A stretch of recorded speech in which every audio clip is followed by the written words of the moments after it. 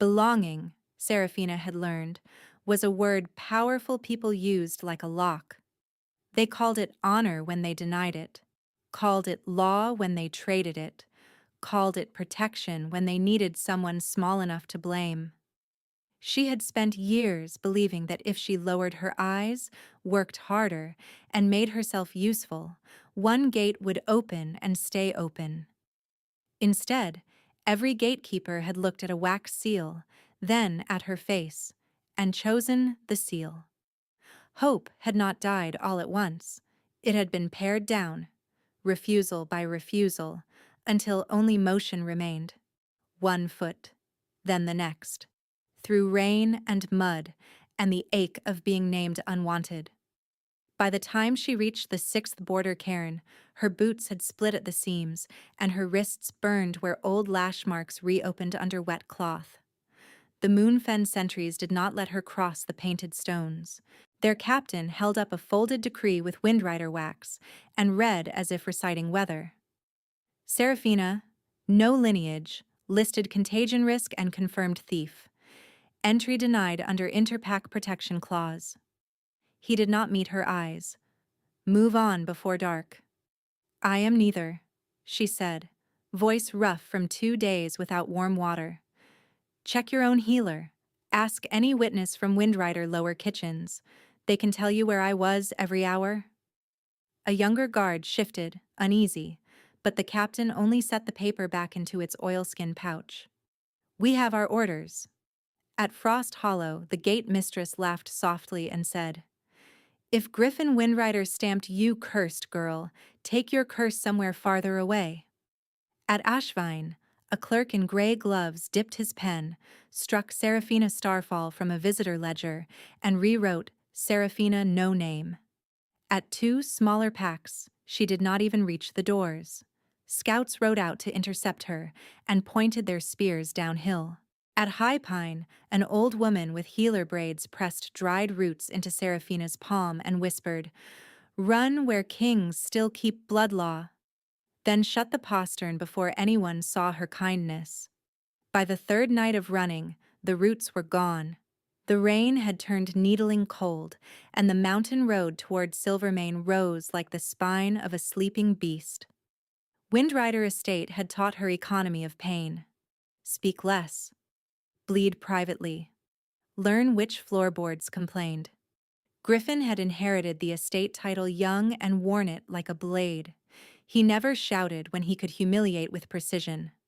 In the great hall, before retainers and petitioners, he had snapped 2 fingers and called, Kitchen Wolf, water. When she set a cup at his elbow, he told guests, Orphan stock, useful hands, defective blood. Laughter followed like thrown gravel. He had a steward erase Starfall from tax and birth records, then had Seraphina copy those same ledgers by candlelight until her fingers cramped, as if making her witness the theft of her own name made it law. The worst days were ceremonial days, when visiting priests came in moon-stitched robes and Griffin played pious host. He would grip her chin, turn her face toward them, and say, See how still she is? Even strays can be trained. Once, when she met his gaze instead of lowering hers, he smiled without warmth. Do not mistake tolerated for protected, cousin. He enjoyed that word cousin because it sounded like mercy while he used it as a threat. The breaking point did not arrive as a single blow. It came as an unlocked door. Storm bells rang the evening it happened, summoning estate ranks for a tribunal over missing grain stores. Griffin had spread rumors for weeks that blight followed Seraphina's footsteps, that milk soured when she entered a room, that hens stopped laying when she passed the coops. She had thought the lie too absurd to hold. Then she heard 2 guards repeating it in the corridor outside stores. He says she is marked hollow, one muttered. Says famine started when she came of age. She was born here, the other answered, then lowered his voice. Does not matter. He already sent sealed decrees. Seraphina should have kept walking. Instead, she slipped behind the tapestry near Griffin's private office, where a cracked hinge gave a narrow line of sight to the lamplit room beyond. Griffin stood with 3 moon priests and a man she recognized from conclave caravans, a broker who sold ceremonial rites to desperate pacts. A map lay unrolled across the desk, boundaries inked in red. Griffin tapped 6 neighboring territories with a silver stylus. "Exile notices have been accepted," he said. "By winter session, she will have nowhere lawful to stand. At conclave, I present the heir and invoke emergency consolidation." One priest frowned. "The girl's blood is the problem. If any elder scents royal trace, your counterfeit fails." Griffin opened a velvet case and removed a signet ring etched with a 7-pointed star split by a crescent. Even in dim light, the metal carried a pale sheen that did not belong to gold or silver. Seraphina's breath stopped. She had seen that design once on a hidden portrait in her mother's room before it was burned. Griffin rolled the ring across his knuckles and smiled. "After binding, there is no problem," he said. "Blood transfers claim when properly witnessed. She signs, she bleeds, she disappears into vows. Legitimacy remains with me," the broker asked. "And if she refuses?" Griffin's answer came flat. "Then she will not refuse for long." Everything in her went cold and bright at once. "I am not a person to them," she thought, present and fierce in the center of her fear. "I am an instrument, a seal, a vessel they can empty and label clean. If I stay, they take my blood and call it governance. If I run, they call me plague and thief. If I vanish quietly, they win twice." The tight knot behind her ribs loosened into something sharper than panic. "I do not need their permission to exist. I need proof. I need that ring." When thunder cracked over the estate, servants rushed to shutter upper windows and the corridor cleared. Seraphina counted heartbeats, slipped through the hinge-gapped door and crossed to the desk. Her wet hem left dark prints on polished stone. The signet was heavier than it looked, warm despite the draft, the carved star fitting her palm as if remembering it.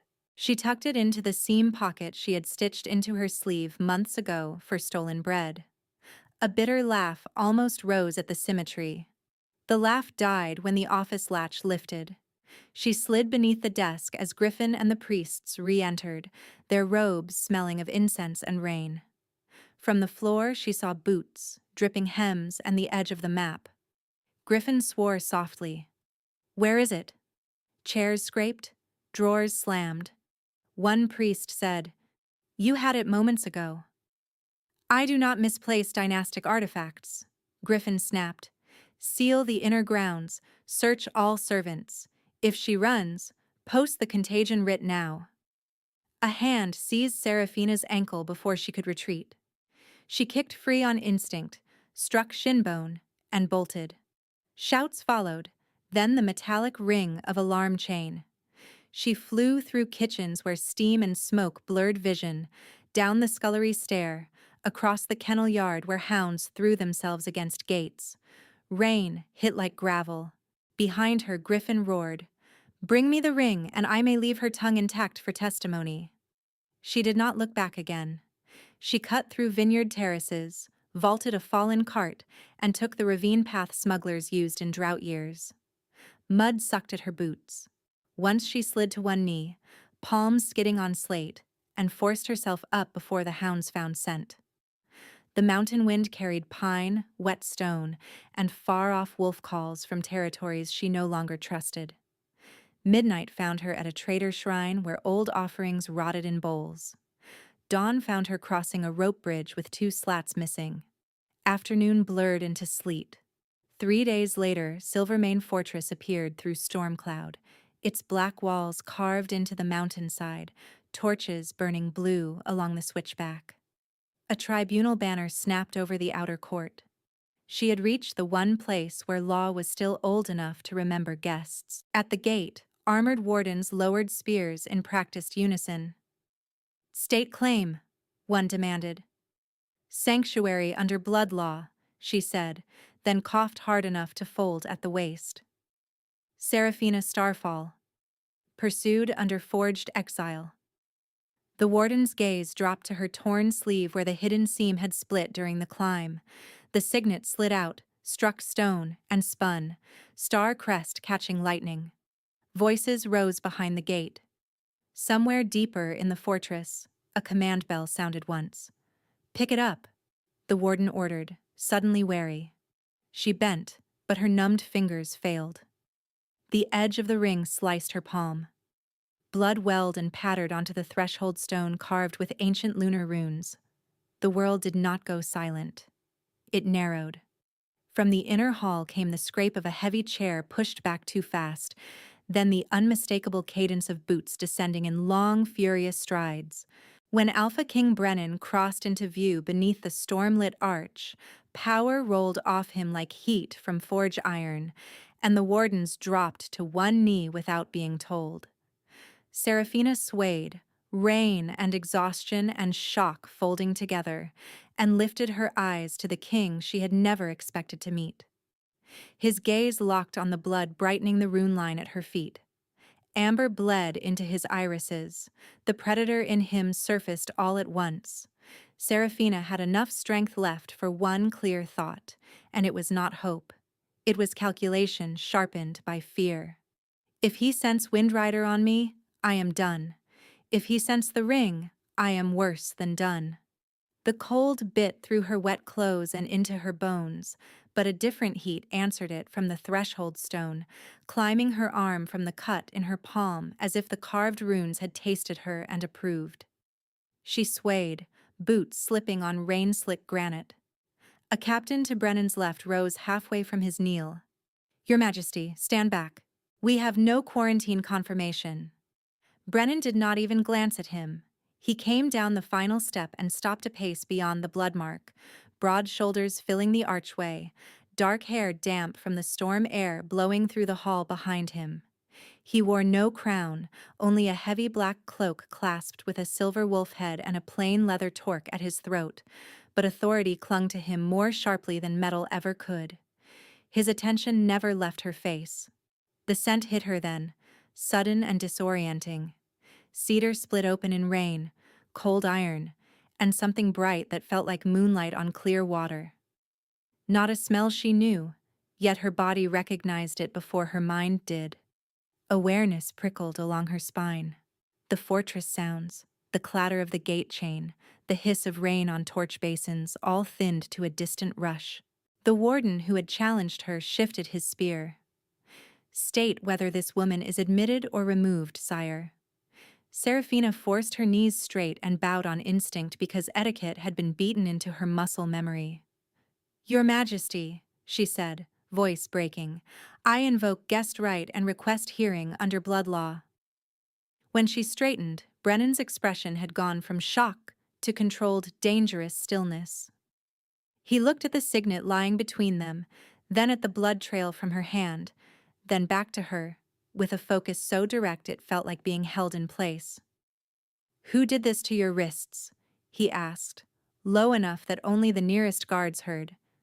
"And who told 6 packs to close their gates?" No king had ever asked her a question that began with "Who harmed you?" The words struck harder than accusation. Her throat tightened. "Griffin Windrider," she said, "and anyone he paid to call his fear law." Murmurs rose from the inner court where tribunal attendees had gathered in the storm shelter. A white-haired elder in council gray stepped forward under the awning, peering at her through rain. Windrider decrees named her contagion.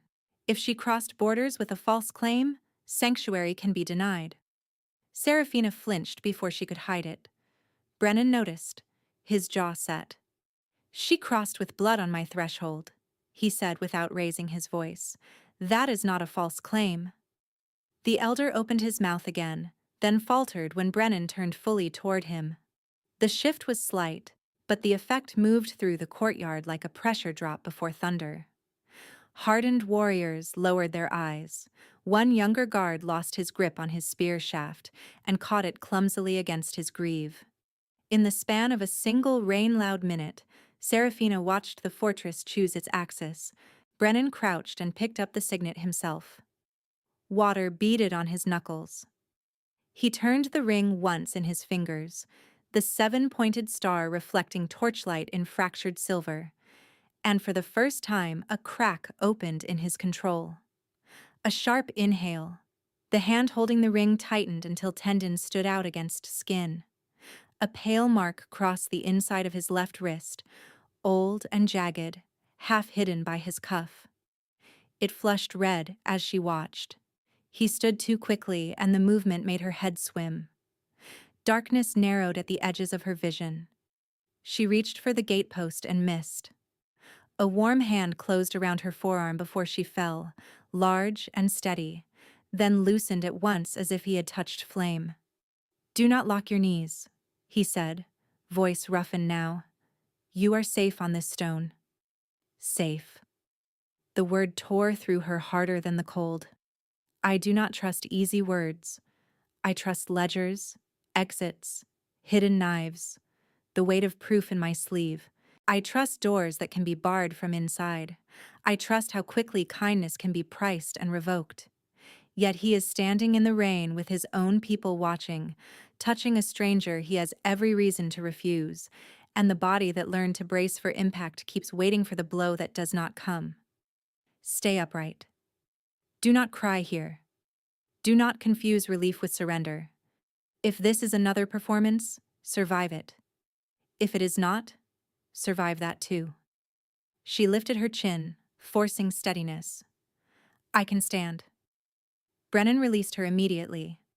Then stand beside me, not beneath anyone. The words were quiet. They landed like a challenge and a promise braided together. From the gallery above, someone called, "Majesty, the tribunal waits." Another voice, anxious and louder. Windrider riders were seen 2 ridges down. Brennan did not look up. He held out the signet to Seraphina, open palm, an offering rather than a command. "Take what is yours." Her fingers brushed his skin as she took it, and a low thrum built in her chest so sudden she gasped. Heat shot up her arm to her shoulder, then deeper, threading beneath her ribs. Brennan's pupils widened. His head tipped, as if listening to a sound no one else could hear. The cut in her palm began to glow faintly where blood had touched rune dust. One of the wardens whispered, horrified, "Moon witness." Brennan's answer came clipped. "Inside, now."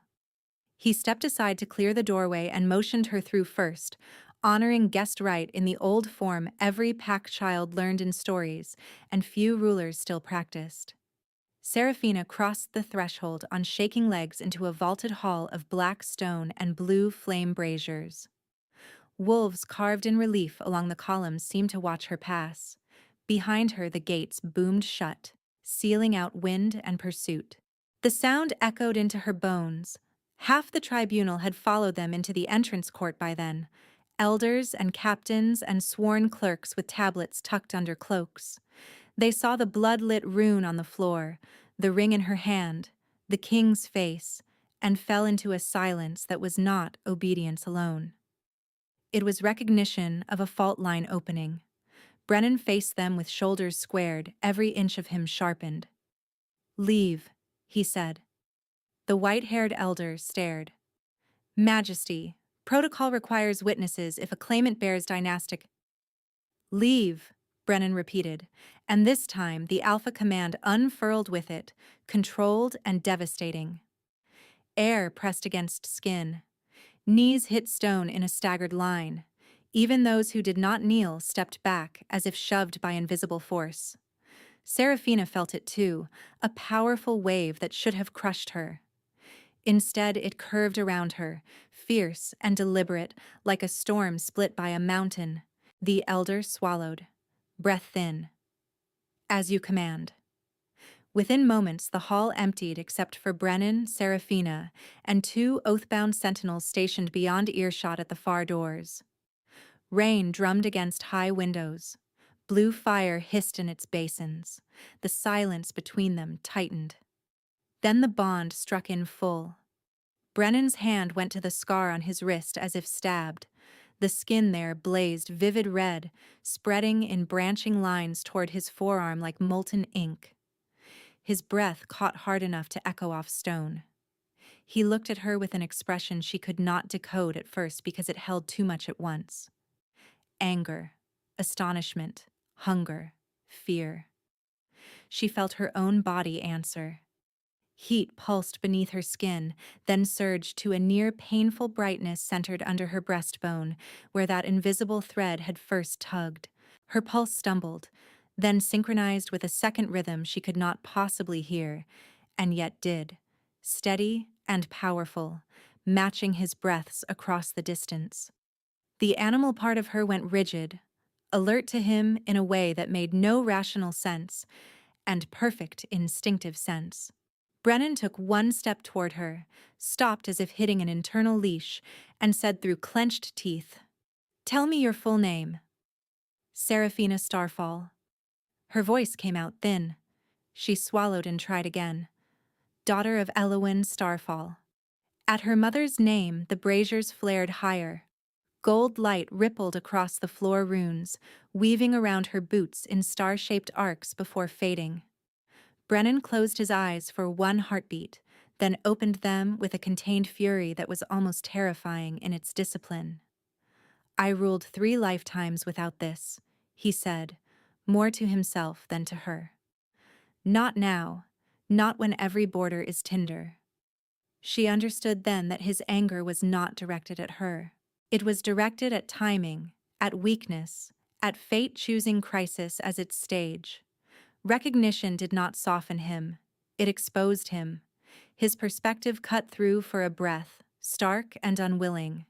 Centuries spent surviving betrayal by making need irrelevant, desire a liability, tenderness a door enemies could pry open. He had buried the old ache of an unformed bond beneath law, war, and ritual duty until it scarred over. Now one rain-soaked woman with defiant eyes and blood on his threshold had torn it open in front of half his court. Seraphina pressed the signet against her sternum like armor. "Your Majesty," she said carefully, because mate sat on her tongue like a spark she refused to release. "If this is some ritual effect from the ring, I did not come to entrap your throne." His gaze snapped to hers.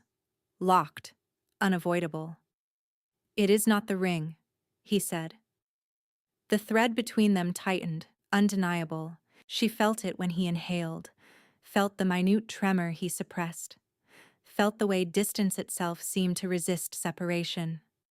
Fear rose, braided with a fierce, aching pull that made her want to step closer and run in opposite directions at once. "I am not ready for this. I am not ready to be needed by a king, or seen by one, or tied to anything that can be used against him or me. I am still wet, shaking, hunted, carrying evidence in a torn sleeve and old shame in my bones. I do not know his mercies. I do not know his cruelties. I only know my body has chosen before my caution can argue, and that terrifies me more than Griffin ever did, because this feels like truth, and truth can destroy as cleanly as lies." She drew a breath that hurt. "What happens now?" Brennan's expression shifted, steel drawn over flame. He moved closer until only a handspan separated them. Close enough that she could see faint silver flecks in his amber irises and the rain still clinging to his lashes. He did not touch her. "Now," he said, voice dropping to a vow-like whisper that seemed to settle into the stone itself. "No one casts you out from my ground." The words landed, and the thread between their ribs burned bright as new forged metal. Seraphina's knees threatened to fold anyway. Brennan seemed to see the exact instant her strength ran thin. He did not reach for her this time. He turned toward the far sentinels and spoke in the clipped cadence of command. "Fetch heated water, sterile linen, and salve from the winter infirmary. No physician, no attendants. Captain Ivers to the outer corridor, and no one else past the arch without my voice." The sentinels moved at once, boots striking stone, and the great hall narrowed to blue fire, rain, and the space between them. "You are injured," he said, quieter now. "That is all I will address in this room. The choice in those words steadied her more than any grip could have. He had every ceremonial advantage, every legal power, every instinctive pull the bond shoved through her bloodstream, and he was drawing a line around her body as if it were sacred ground. "I contend myself," she said automatically. "I believe you." His mouth tightened in something not quite a smile. "I also believe your hands are shaking." She looked down, angry to find he was right. Blood still crept from the split in her palm. Rainwater had soaked her sleeves, her hem, her hair, every layer that could hold cold. He motioned to a side corridor lit by low amber lamps. "There is a private guard chamber with a hearth. Door open. You keep the threshold." The chamber was smaller than she expected for a king, plain and functional. A stone hearth already banked, 2 carved chairs, a heavy table scarred by old knife marks, wool blankets folded in military precision. No trophies, no decorative luxuries, no hidden softness except the heat gathering in the room as the fire caught new wood. Brennan remained near the door until the supplies arrived, accepted the basin and cloth himself, and shut the corridor out with a hard bar set in place. Then he stepped back from her and waited.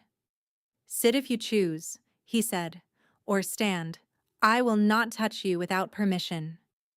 The sentence cut through her in a way she had no defense against. In Windrider, touch had been correction, display, ownership, punishment disguised as discipline. Touch had never been requested. Not once. "I do not know what to do with this. I know orders, compliance, the calculations that keep skin unbroken and breath quiet. I know how to make myself small enough that violent men forget I am present until they need a scapegoat. I do not know how to stand in a warm room with a powerful male waiting for my consent as if refusal is a real option. My body is still braced for coercion. My mind keeps searching for the trapdoor under his courtesy. If I say no, will his restraint hold? If I say yes, will I owe him? If the bond is pushing me toward him, which wants are mine, and which are moon-mad instinct? I hate not knowing. I hate that I want to trust him anyway. She sat because her legs stopped arguing. Brennan carried the basin to the table and then, instead of looming over her, he lowered himself to one knee in front of the chair, making his height non-threatening by deliberate choice. He set the warm cloth where she could see it and lifted one brow in silent question. She gave a single nod. He cleaned the cut in her palm first, methodical and careful, rinsing grit and blood until fresh skin showed beneath the torn edges. His hands were calloused, warrior hands, but every movement was controlled to the point of reverence. "This will sting," he said before applying salve. It did. She hissed, and his gaze sharpened with immediate apology, not retreating from the work yet not dismissing her pain. When he reached for her wrist, he paused again. "May I?" Serafina swallowed. "Yes." Her sleeves peeled back to reveal the old lash marks, some faded, some reopened by weather and flight. Brennan went still. Not dramatic stillness, not performative rage, the kind that looked like a blade held in a sheath by force alone. He did not ask for the story, he did not make her relive it for his justification.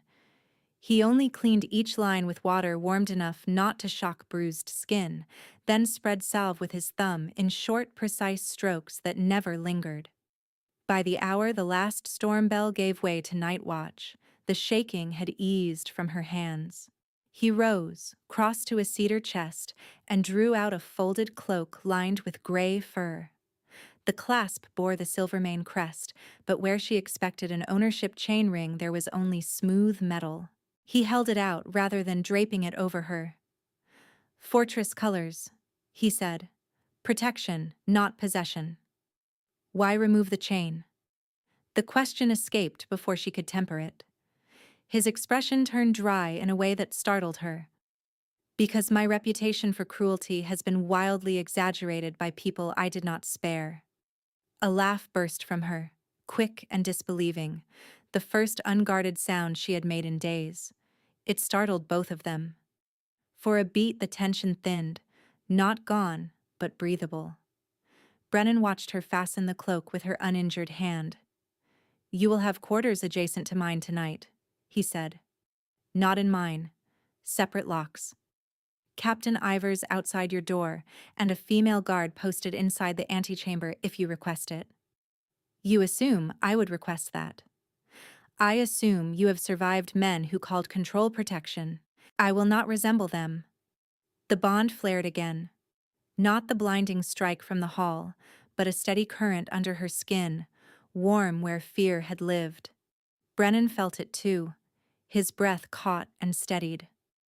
For a moment his control slipped at the edges and she saw the strain beneath it, the cost of choosing restraint while every primal law in him demanded claim. The old scar on his wrist still glowed faintly, pulsing with the same rhythm as her blood. In the privacy of his own mind, Brennan counted each boundary like a vow. No closed hand, no cornering, no command that sounds like ownership. Not while she is frightened. Not while the court watches for weakness and enemies wait for one mistake to name her leverage instead of woman. Desire was easy. Reverence was harder. He chose harder. He walked her to the adjoining corridor and stopped outside a heavy oak door banded in iron. "Sleep, if you can," he said. "At dawn, the council will test me through you." Serafina met his gaze fully for the first time. "Then let them test both of us." He inclined his head, something close to respect passing between them, and stepped back, so she could close the door herself. At first light, frost silvered the narrow windows and the fortress woke to the iron rhythm of governance. Messenger bells, booted steps, the scrape of benches in the great council chamber.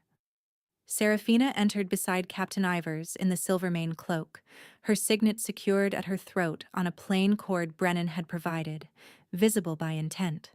The room was semicircular, built around a central fire pit and tiered stone seats, where elders and war captains sat according to rank. Tablets and ledgers lay stacked on the lower table, seals waiting. Whispers moved before she did. "There she is, the no-name servant. Convenient that she arrives the same night his Bonscar wakes. Seduction wrapped as sanctuary." Brennan took his place at the high chair carved from dark mountain wood, but he did not sit. He stood with one hand on the chair back, gaze sweeping the chamber until the murmurs thinned to brittle silence. "Proceed," he said. Elder Maris, white-haired and sharp as winter bark, rose with a ledger under his arm. "By petition of 4 council seats, we request immediate confinement of the claimant Serafina Starfall in silver cuffs pending contagion and enchantment review." His eyes cut toward her with open disdain. "The court cannot ignore that she appeared bleeding at your threshold during tribunal and was admitted to private audience. This resembles manipulation of the throne by means personal rather than lawful." Serafina felt heat climb her neck, shame and anger braided tight. Old instinct told her to lower her eyes, to become smaller than accusation.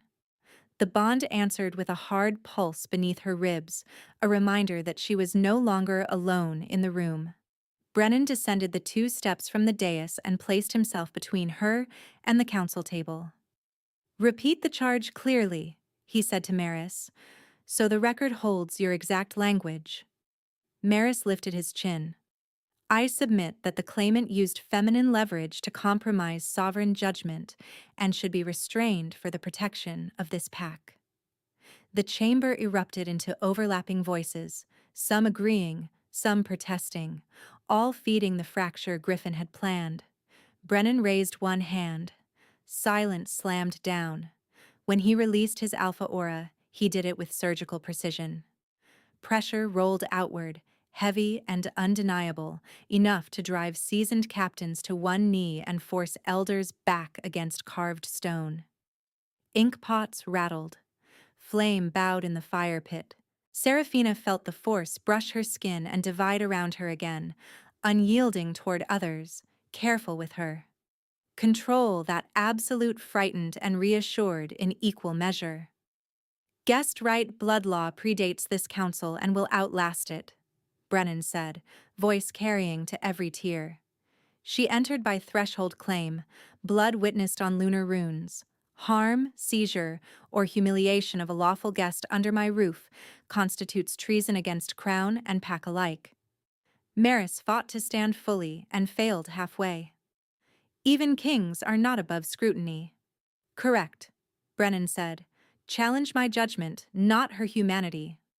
Councillor Varric, broad-shouldered and notoriously allied with Windrider trade routes, pushed upright against the pressure and slapped Maris's ledger onto the table. Then we record dissent and file vote to strip her provisional protection. He shoved the opened ledger toward a clerk. Brennan moved before the clerk could touch pen to parchment. His claws extended in one smooth, shocking line of blackened keratin and tore down the center of the accusation ledger. Paper split. Binding cords snapped. The two halves fell apart like severed argument. You may challenge my judgment, not her humanity, he repeated, each word cut clean. Write that in your next ledger. No one moved. Serafina watched the torn pages flutter to the floor and felt a wall she had not known she still carried begin to crumble. This was not rescue as display. He had not spoken over her to erase her.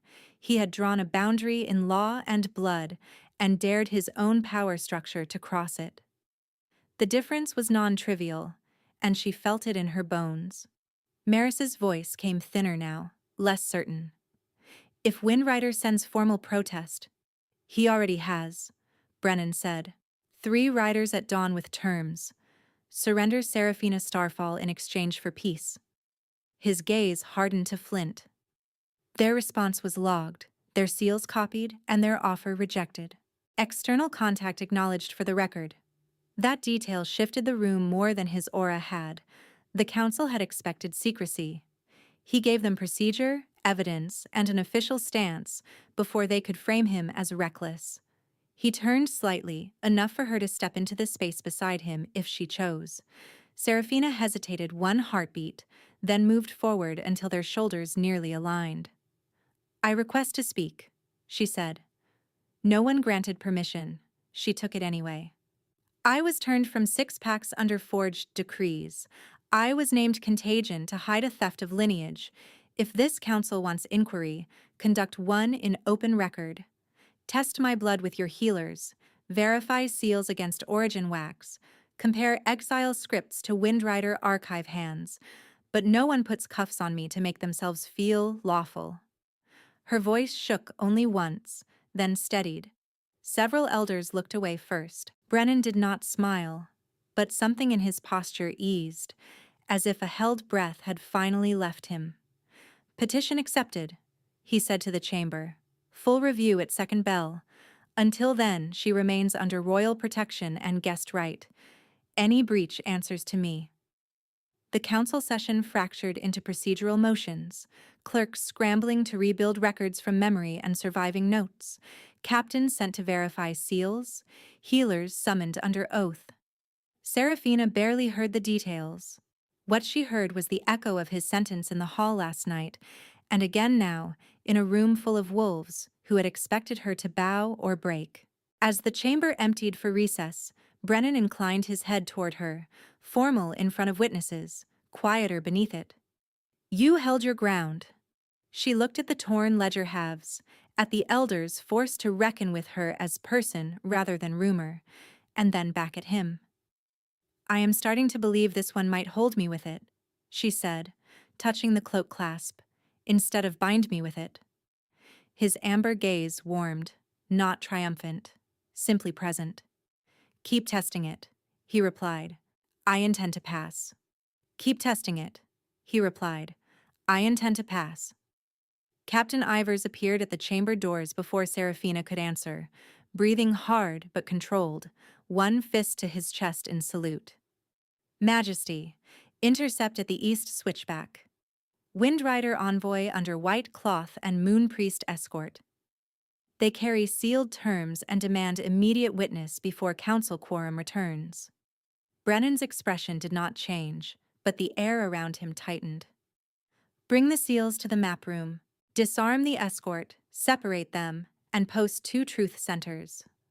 Ivers hesitated, then added, one of the priests keeps repeating a conclave date. He says all packs will bow to Windrider before first snow. Seraphina felt the old fear rise with surgical precision, each memory slotting into place. Griffin never threatened loudly when quiet pressure could do more damage.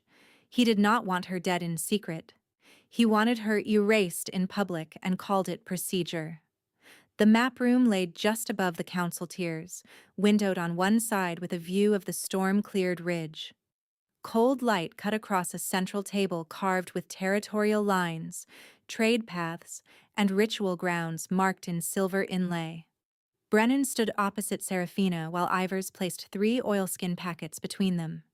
2 bore Windrider wax. The third carried the Moon Priest spiral. Open them, Brennan said. Ivers slit the first seal and read, voice flat. From Griffin Windrider, acting High Steward of Emergency Coalition, to Alpha King Brennan of Silvermane. Return the fugitive Seraphina, no lineage recognized, for lawful right transfer and containment. In exchange, Windrider guarantees non-aggression through winter and grain corridor access to your southern wards. The second packet held copied decrees, signatures of 6 packs, each one naming Seraphina Contagion and Thief. Seraphina leaned in, jaw tight, and pointed to the lower corner script on the Ashvane copy. That tailstroke is wrong. Ashvane clerks curve left on final letters.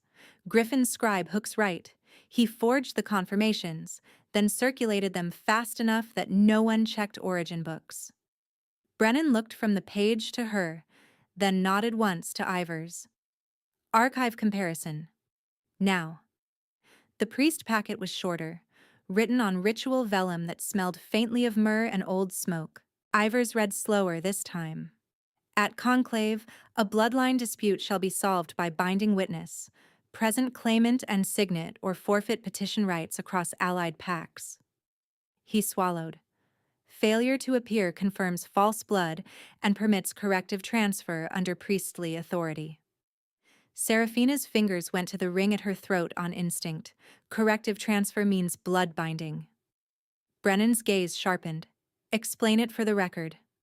She kept her voice steady even as nausea moved through her. A claimant is cut at the palm and throat. The presiding authority names line succession while the blood is taken into Moonstone. If done lawfully, it verifies inheritance. If controlled by a hostile steward with compliant priests, it can be turned into extraction. They take line recognition from one body and attach it to another through witness language and forged kin oath. Ivers muttered, counterfeit heir. Yes. Seraphina met Brennan's eyes. He told them exactly that in his office. He will present someone prepared to carry my name, and your council will be told the moon chose stability. Brennan's hands braced on the map table, knuckles pale. He is not extorting one woman. He is attempting to manufacture legitimacy and merge smaller packs into a war bloc. And if he gets it, Seraphina said, every outcast can be legally harvested for blood claims whenever a powerful family needs a new line. For one measured beat, nobody spoke. Then a clerk hurried in with a slate and bowed to Brennan. Majesty, verification from Ashvine Courier Hawk. Their elder denies issuing contagion renewal last month. They request immediate copy of any decree using their seal. External contact. Outcome delivered. Griffin's scaffolding had started to crack. Brennan took the slate, read, and passed it to Seraphina without flourish, as if equal access to proof was obvious. Add it to case record under fraud coordination. Send acknowledgement and request sworn testimony at conclave. The clerk sped out. Seraphina looked at the spread of maps, seals, signatures, and false pieties, and for the first time Griffin's plan appeared not as a nightmare, but as a structure with joints that could be broken. That was when she noticed the last page in the second packet, folded twice and hidden behind decree copies. She drew it free. It was a list of names. Not elders, not warriors. Kitchen workers, stable hands, displaced wolves taken in without papers over the past 3 years, across 4 territories. Next to each name was a mark: compliant, resistant, transferable. Her stomach dropped. He has been cataloging the unregistered. Brennan read over her shoulder, voice turning to iron. He intends mass bond labor under ritual cover. Ivers swore softly and immediately apologized. Serafina did not. Now you see why he called me contagion. He needed moral panic before policy. By late afternoon, the fortress had shifted from outrage to mobilization. Runners crossed corridors with sealed orders, scouts were reassigned to ritual sites instead of trade roads, and every clerk in the legal wing copied decree variations to trace forgery hands. In a side archive, an elderly notary confirmed Serafina's observation about the Ashvane stroke pattern and logged the Windrider script match in an official ledger, pressing wax while Brennan and 2 witnesses stood present so no one could contest chain of custody. The room smelled of old parchment and warmed resin. Serafina should have felt vindicated. Instead, she felt watched by a future that kept narrowing toward conclave stone. Brennan found her on the balcony outside the archive, where mountain wind cut through the corridor heat. He set a mug of spiced broth on the rail beside her and kept a respectful distance. "You have not eaten." "I had not noticed." "You notice everything else?" She gave him a tired look. "Not everything. I did not notice how fast one forged sentence can outrun 6 honest ones." His mouth curved, brief and rueful. "That failure belongs to rulers, not to you." Silence settled. Not empty this time. Below them, the training yard rang with steel and shouted cadence. Above, cloud cover broke and a hard white moon showed for a few breaths before vanishing again. "I am standing beside a king who can break a council with one command, and I am less afraid of him than of wanting what he offers. I want to lean into the steadiness he keeps handing me. I want to believe partnership is not a story told to keep women compliant. If I take one step toward him, I cannot pretend indifference later. If I keep distance, Griffin writes that distance into proof I am unstable and alone. I hate that tenderness and strategy are braided now. I hate that the braid feels true." Brennan rested his forearms on the rail, eyes on the yard. "I cannot hide you without confirming his narrative. I cannot display you without drawing his strike. Those are the trade-offs." Serafina lifted the mug, let the heat anchor her hands, and answered without softening. "Then stop choosing between hidden and displayed. Put me where law can see me and guards can reach me." His gaze shifted to her, intent and assessing. "In the sanctuary hearings." "Yes. Open record. Witnessed procedures. I testify to the forgery chain before anyone can claim I am coached in private chambers. That will paint a target on your chest." "It is already there." The resulting tension sat between them like drawn wire. Then Brennan nodded, decision settling into him. "We do it your way. Ivers will run perimeter. I will stand down one pace unless direct threat." "Can you?" A pause. Honest, non-trivial. "I can." As dusk bled into blue-black evening, pressure built from 3 directions at once. Windrider banners were sighted on the lower pass, though they did not approach the gates. A Moon Priest delegation demanded observer status at the hearing. 2 counselors who had knelt under Brennan's aura filed formal complaint language accusing him of sovereign bias. And in the servants' wing, someone spread a whisper that Serafina had bewitched the threshold stone, prompting kitchen staff to leave offerings of salt at doorways like ward charms against her. When Ivers reported the rumor, Serafina only asked, "Who started it?" "Scullery runner from no known line," he said. "Gone before second bell." Brennan's jaw tightened. Lock internal posterns, double identity checks. The sanctuary hearing convened in the lower oath hall, a long chamber of basalt pillars and mirrored braziers where every statement was witnessed by 3 scribes and sealed before speakers exited. Seraphina stood at the central marker in Silvermane colors, ring visible at her throat, while Brennan remained exactly 1 pace behind and to her left, as promised. Ivers and 4 wardens guarded the side aisles. 3 moon priests in pale robes occupied the observer alcove, hands folded, faces unreadable. Seraphina delivered her testimony in clean sequence: the overheard office meeting, the map with 6 marked territories, the signet theft, the forged decrees, the counterfeit air language, the blood-binding threat. A clerk displayed copied scripts beside authenticated Ashvane records. The notary from the archive confirmed match characteristics under oath. When asked why she fled instead of petitioning Windrider Council, she answered, "Because the council was in the room when he planned it." 2 elders flinched. One took furious notes.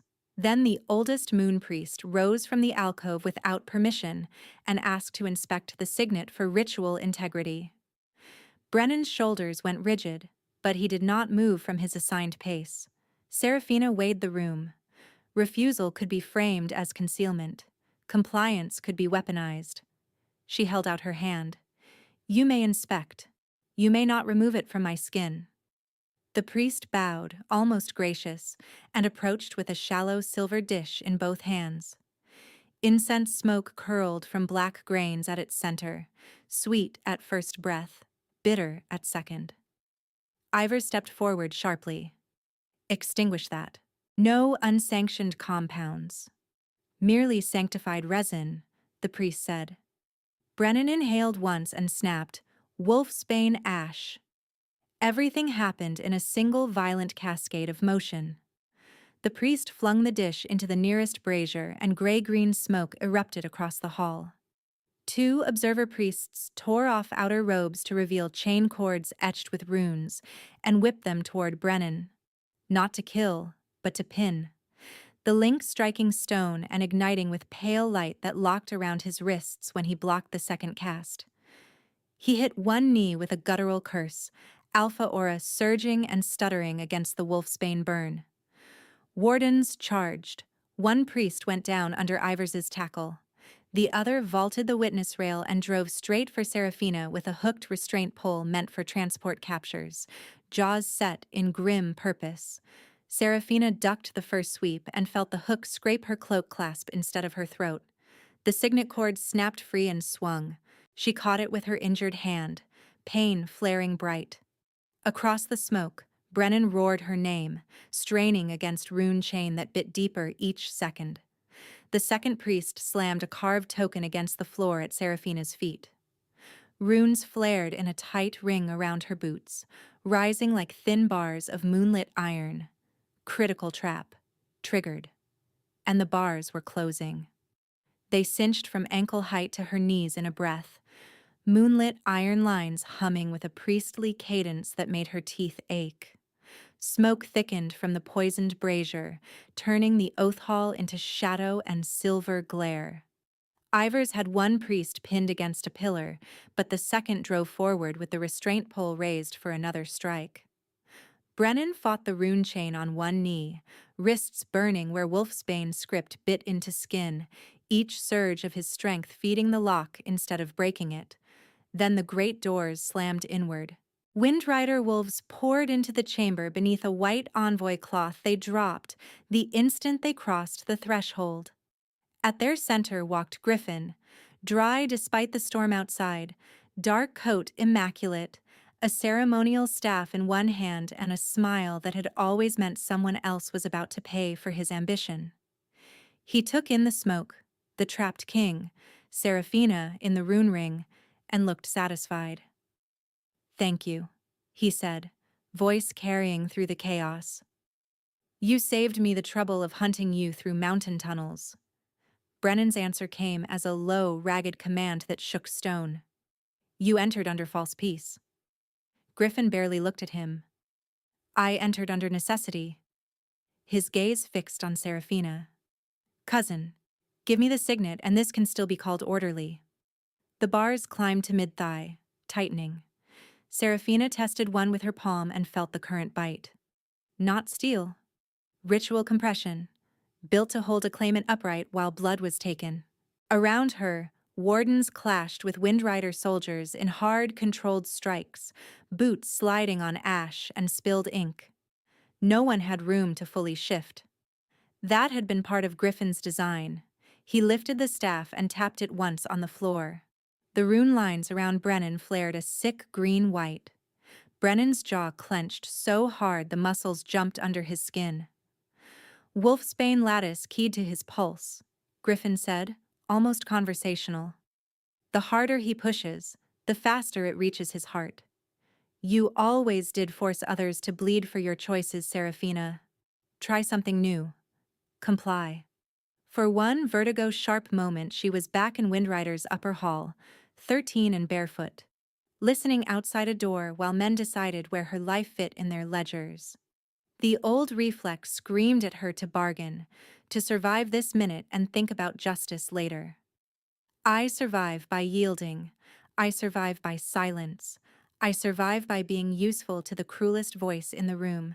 That is the script he wrote for me and taught me to repeat. But if I hand him the ring, I do not buy peace.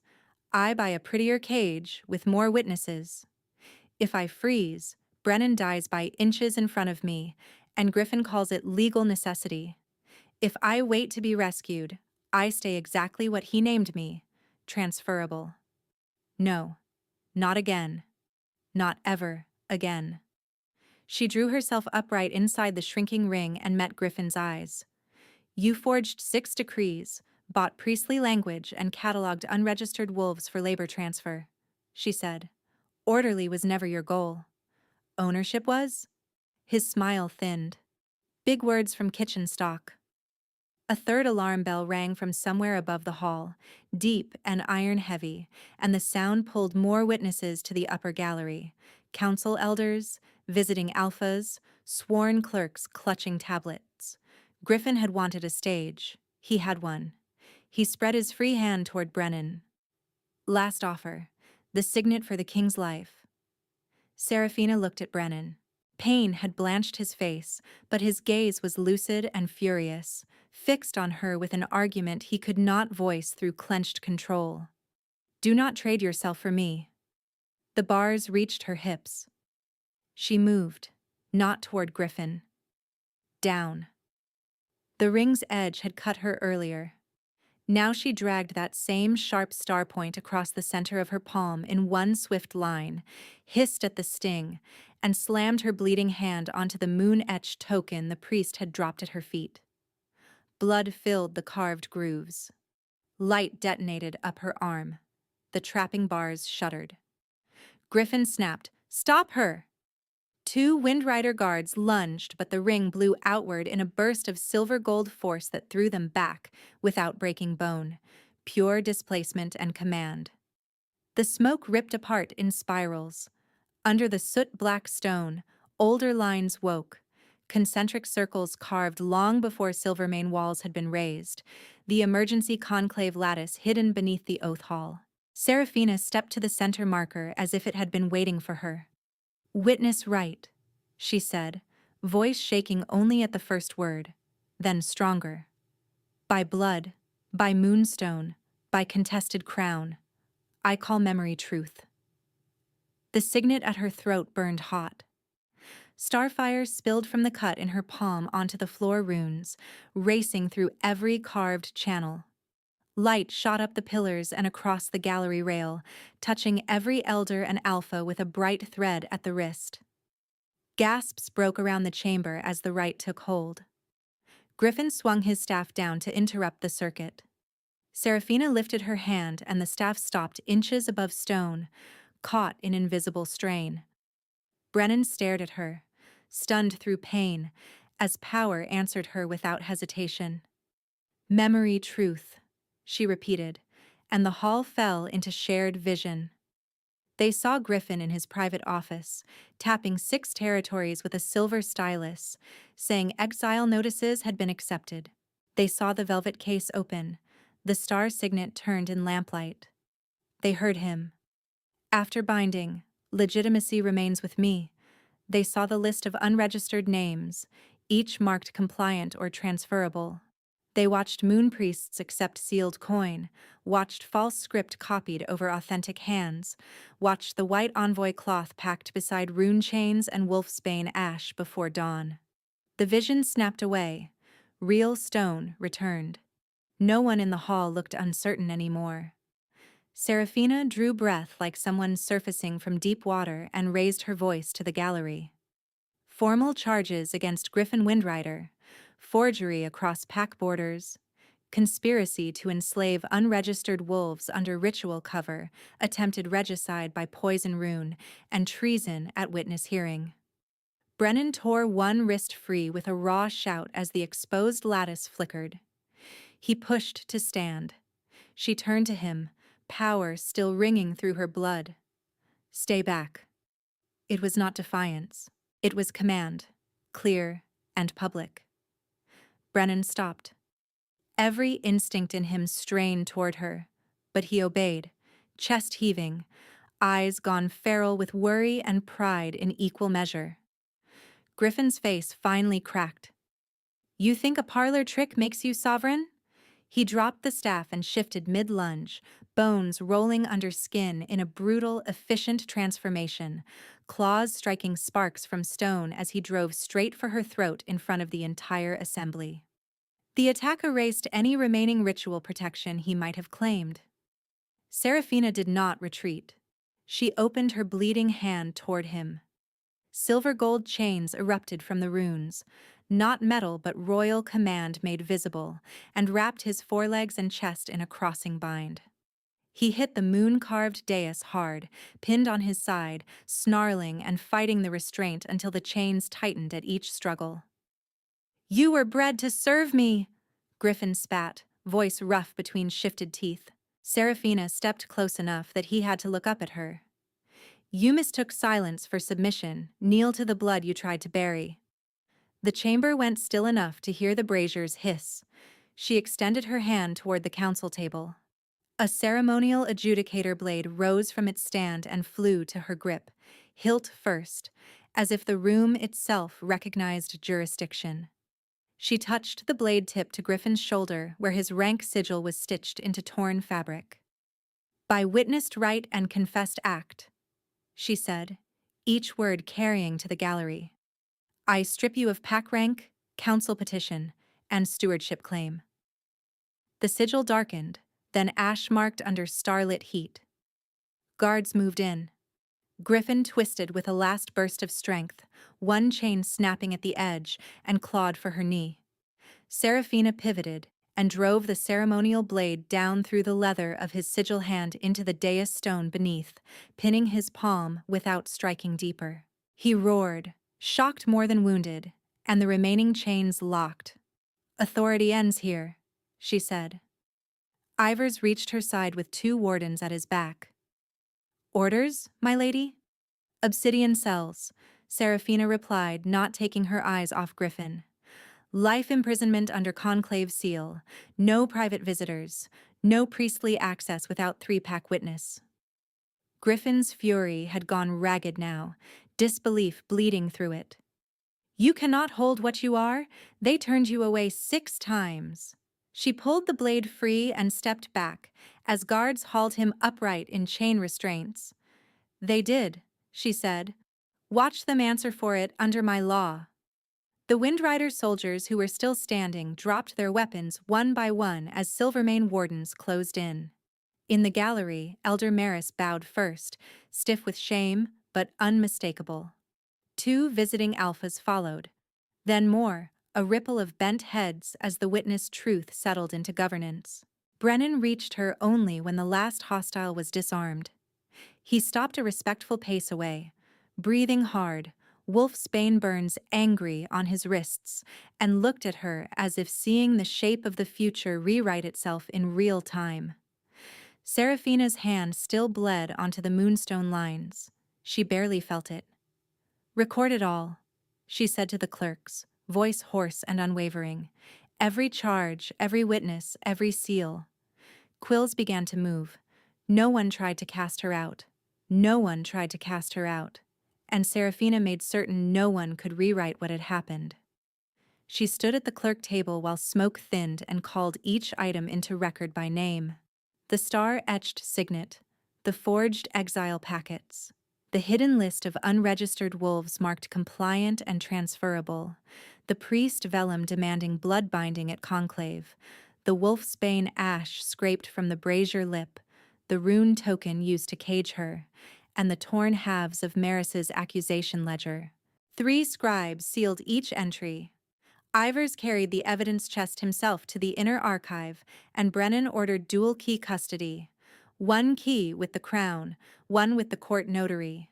When Ashvane's sworn envoy arrived before dusk, mud-splashed and furious, he confirmed in front of witnesses that their seal had been counterfeited and pledged testimony to the United Record.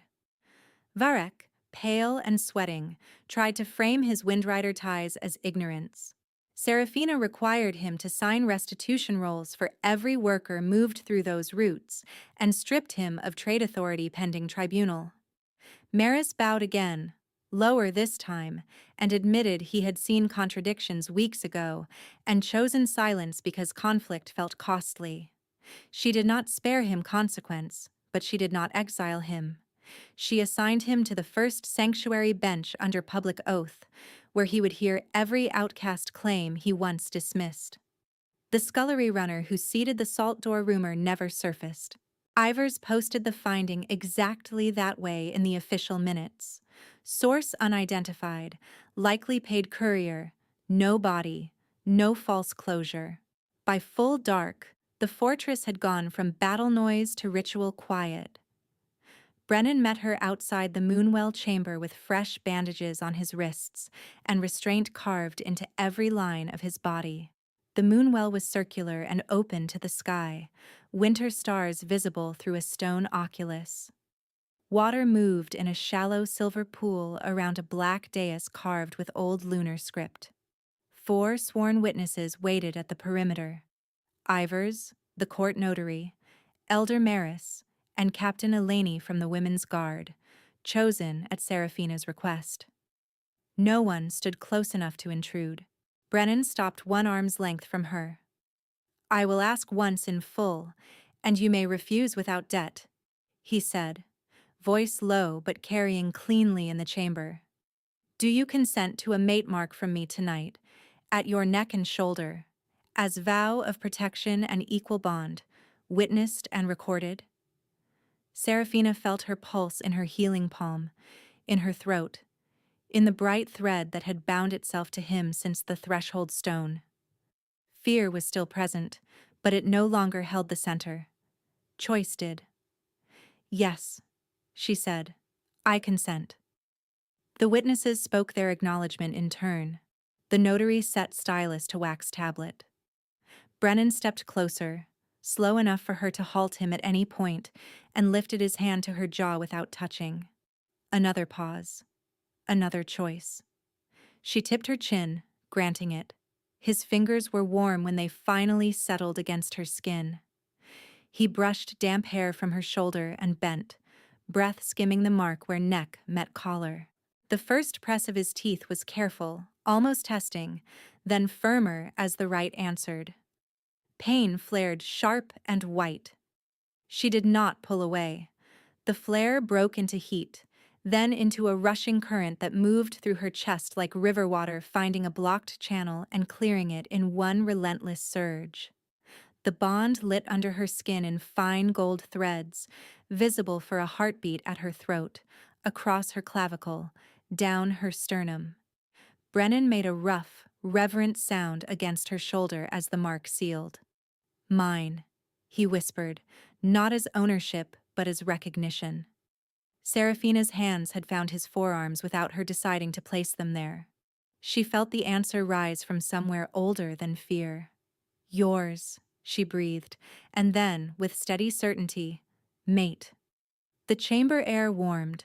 Moonlight thickened over the pool until the water itself seemed lit from beneath.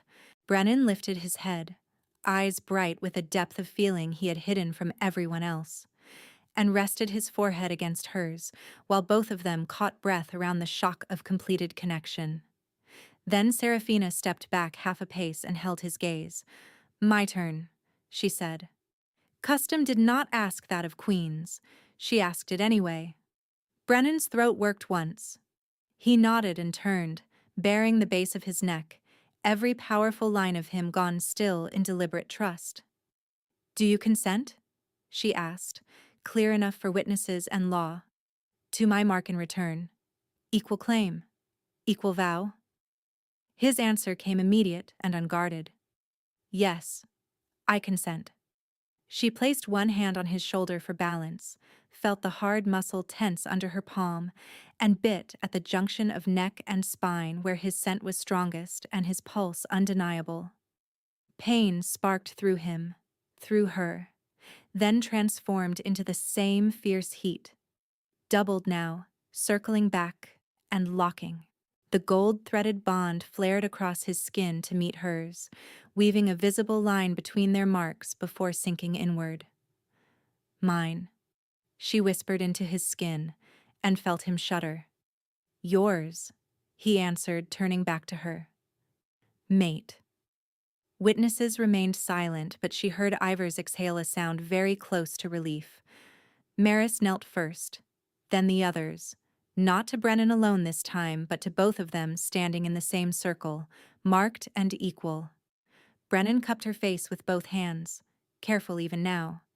Chosen, not caged. Seraphina rested her brow to his and let the words settle where old shame had lived. Seen, not erased. They stayed like that for long breaths, holding each other as the bond steadied from wildfire to hearth flame, no longer tearing through them, simply present. His heartbeat no longer felt separate.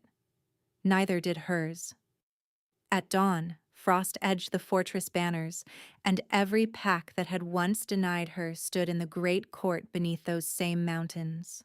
The 6 gate delegations entered in order of prior refusal. Moonfen's captain came first, placed his spear on the stone, and recited formal fault admission. Frost Hollow's gate mistress removed her rank clasp and offered it for disciplinary judgment. Ashvine sent their senior clerk with corrected ledgers already rewritten to restore Starfall lineage. Seraphina listened to each confession, required reparations for displaced workers, and accepted oaths only after each pack signed the sanctuary mandate into binding law. The coronation took place at midday in the high amphitheater, sunlight on black stone, wolves and humans filling every tier. The crown they set on Seraphina was not delicate. Silver-black metal with 7 star points and a crescent at its center, forged around the recovered signet now mounted above the brow, so the stolen line became public authority. Brennan stood beside her, uncrowned by choice, then knelt and swore fealty to shared rule before all assemblies. "I keep Alpha Command in war," he said, voice ringing over the court, "and I yield sole sovereignty in peace. We govern as one throne, 2 wills, equal law." When Seraphina rose to issue her first decree, the court went still enough to hear banners snap in the wind. "Servant bond contracts are abolished in every allied territory effective now," she declared. "Any wolf without papers receives a sanctuary hearing within 3 days under triple witness record. No claimant may be bloodbound without free consent and independent counsel. Violations answer to crown and conclave both." Quills flew, seals struck wax. No one could pretend they had misheard. Then came the refrain, first from Silvermane ranks, then from visiting packs, until the entire amphitheater carried it back to her as law instead of plea. No one casts her out. Griffin remained in the obsidian cells under rotating 3-pack guard, stripped rank permanently and denied private audience. The captured moon priests were remanded to conclave justice with full evidence chain attached. Ivers was elevated to High Shield for refusing false peace at the gate. Maris took his sanctuary bench and kept it, hearing petitions from wolves he once would not have admitted. Varric paid restitution from his own holdings before any trade road reopened. That evening, after signatures, judgments, and the last formal bow, Seraphina and Brennan walked the upper rampart alone, their joined hands bare to the cold. Below them, courtyard fires burned around new arrivals, outcasts, laborers, widows, unregistered youths with travel packs and wary eyes, being fed before questions were asked. Seraphina watched them settle and felt the bond at her shoulder pulse, steady and sure. Brennan glanced at her mark, then at the court she had rebuilt in a single day of hard mercy and harder law. Home, he said, like discovery. She leaned into him, not hidden, not owned, and answered with a quiet certainty that reached from her chest to his. Ours.